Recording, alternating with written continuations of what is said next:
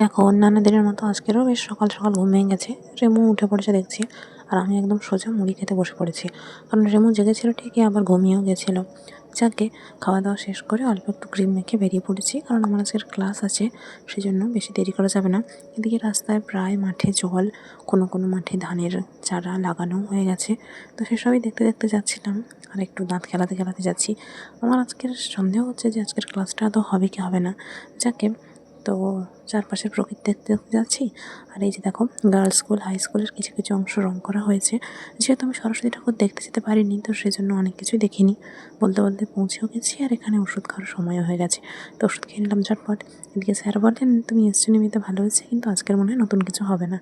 যাকে কী আর করা যাবে, চুপচাপ একটুক্ষণ এদিক ওদিক দেখছি আর বসেছিলাম, কারণ করার মতো কিছুই নেই। কিছুক্ষণ বসে থাকার পর পুরোনোগুলোই আবার স্যার করতে বললেন। এদিকে এসবই ভাবছি, আলোচনা হচ্ছে, বাবাও ফোন করছিল। বাবার সাথে কিছুক্ষণ কথা বলে নেওয়ার পরে আবার যা করার তাই করলাম। পুরোনো জিনিসপত্রগুলি আবার একবার রিভিশন দিয়ে নিলাম ঝটপট করে।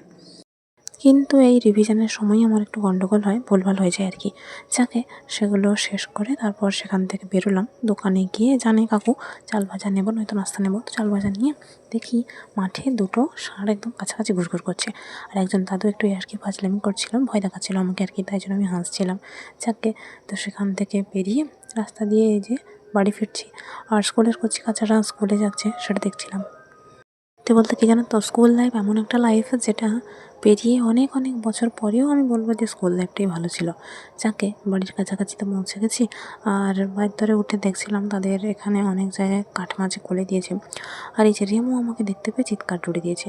আর মা আজকে সমস্ত বিছানাপত্র যা যা রোদে দেওয়া হয় সবসময়, সেগুলো রোদে দিয়েছে, যেহেতু আমি বাড়িতে ছিলাম না।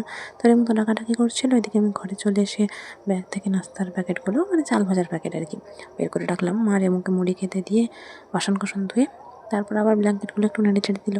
এদিকে চাল ভাজার প্যাকেট বের করে আমি আর মা খেতে বসে পড়েছি ঠিকই, কিন্তু বাবা বাড়িতে নেই, ফিশারের দিকে চলে গেছে বাজার থেকে এসে। সেজন্য আমার মুখ একটু শুকনো হয়ে আছে। যাই হোক, তো দুটো প্যাকেট খেলাম, বাবা নিয়ে যেতে দিতে পারলাম না। আর একটা হজমের প্যাকেট ছিল, সেটা থেকে মা নিল, আমিও নিলাম। তারপর মন চাইলো একটা নলেন গুড়ের রসগোল্লা খাই, কি একটা অবস্থা। যাকে তারপর তেল মেখে স্নান করতে চলে গেছি। এদিকে বাবা ফোন করছিল, মা বাগানের দিকে ছিল। তো ফিরে এসে বাবাকে ফোন করে কথা বলে নিলাম। ঠাকুরকে সমস্ত কিছু সাজিয়ে গুছিয়ে দিয়ে দেওয়া হয়েছে। আর আজকের জানো তো, ওই ম্যাচটায় একটু সমস্যা হচ্ছিলো বলে দেশলাই দিয়ে ধূপ জ্বালিয়েছি। আর ভাবছিলাম যে হাতে লেগে যাবে নাকি, কে জানে। যাই হোক, হাতে লাগেনি, ভালো মতোই সমস্ত করেছি। দেখি রেমুকে তো মা খেতে দিয়েছে, আর বিছানাপত্রগুলো গুছিয়ে নিচ্ছিলাম। বাবাও চলে এসেছে, কোথায় কাদের বাড়িতে পুজো হচ্ছে নাকি কে জানে। শাঁখ কংসালের আওয়াজও পাওয়া যাচ্ছে। যাকে বাবা মাছ ধরে নিয়ে এসছে, মা ওখানে মাছ কাটছে, আর রেমু ছুটে এসে সেখানে বসে আছে। তো বাবা ফুল ধূপ দিয়ে দিল, আর আমাদের খাওয়া দাওয়া হয়ে গেল। আর এই যে বড় কাঁটাটা জানো তো, আমার বেশ চামচের কাজ করে। যাকে টুকটাক যা মুড়ি ভাত পড়েছিল বাকিগুলো এসে খাচ্ছে। আর এদের দেখা দেখি চালের ওপর ওই যে দেখো একটা বুলবুলি পাখিও বসে আছে। তো আমি ওটাকেই দেখছিলাম। এখন নতুন কয়েকদিন হলো আসছে, আগে কিন্তু আসতো না। তো এমনিতে বাড়ি ঘর তোর ভাঙাচোরা, তবুও কতজনের আনাগোনা। আর রেমু বসে বসে পাখিটাকে দেখছিল। পাখিটা একটু খায় আবার উড়ে চলে যায়। তারপর আমি ঘরে এসে একটু বইটা পড়ছিলাম। সত্যি বলতে এই বইটা পড়ে যতক্ষণ না শেষ করতে পারবো দুটো বই, ততক্ষণ যেন শান্তি পাবো না। এদিকে বাবা বসেছে দাড়ি কাটতে, আর আমি একটু ঢং করছিলাম বিকেলবেলা। তারপর মন চাইলো বাগান থেকে একটু ঘুরে আসি। ও বাগানে গিয়ে দেখি যে একটা লেবু। এটা প্রথমে বুঝতে পারিনি লেবু কিনা, প্রথমে ভাবছিলাম পাতা, তো তারপর দেখলাম না সত্যি সত্যি লেবু।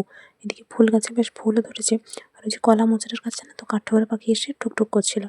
আমি তাড়িয়ে দিলাম। ফুলকপি ব্রকলি এগুলো একটু ঘুরে ঘুরে দেখছি। বাগানে যা যা হয় সব কিছু একটু ঘুরে ঘুরে দেখতে ভালো লাগে।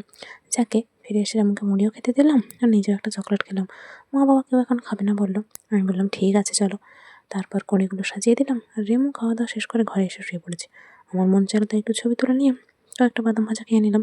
কাশি আছে হালকা হালকা, তবুও খাই। বাবার সাথে ইয়ার্কি ফাজলামি করে বলছিলাম, এই কয়েকটা কপি ভাজা আর এই কয়েকটা মুড়ি খাও। খাওয়া দাওয়া শেষে বাবাকে ওষুধ দিলাম। মাও কাপ সিরাপ খেলো। শরীর ভালো না তো এখন, সেই জন্য মা আবার আজকে মজাও করেছে। আর এই টমেটোগুলো বাবা তুলে এনেছিল সকালে। এদিকে রাতে আমি ওষুধও খেয়ে নিলাম, আর আমাদের খাওয়ার সময় হয়ে যেতে ঝটপট ভাতও খেয়ে নিলাম। রেমুকে মুড়িও দেওয়া হলো, কারণ মুড়ি যতক্ষণ না ও পাচ্ছে ততক্ষণ চিৎকার করে একদম পাড়া মাথায় করে ফেলবে। আর চাঁদটাও কত সুন্দর হয়ে আছে দেখেছো। চাঁদ আমার সবসময় পছন্দের, সেটা যখনই দেখি না কেন। যাকে খাওয়া দাওয়া শেষ করে বসে আছি, রেমও বসেছিল। তারপর ওপরেই উঠে পড়েছে মাদুরে। আর এদিকে আমি আমার জন্য আর মায়ের জন্য বের করেছি। বাবাকে নিতে বলছিলাম, বাবা আবার ইয়ার্কি ফাজলামি করে নিল না। এদিকে আমি দেখো কীরকম একটু অংশ দাঁত দিয়ে কামড়ে খেয়ে নিয়েছি। যাই হোক, এমনি খেতে বেশি ভালো লাগে, তো সেই জন্য তারপর ঘরে গিয়ে দেখি ঘুড়িগুলো প্রায় ফুটে গেছে, এরকম একটা অবস্থা। ভালোই লাগলো দেখে। রেমু ঘুমিয়ে গেছে, আমিও ঘুমিয়ে যাই সোয়েটার পরে। টাটা।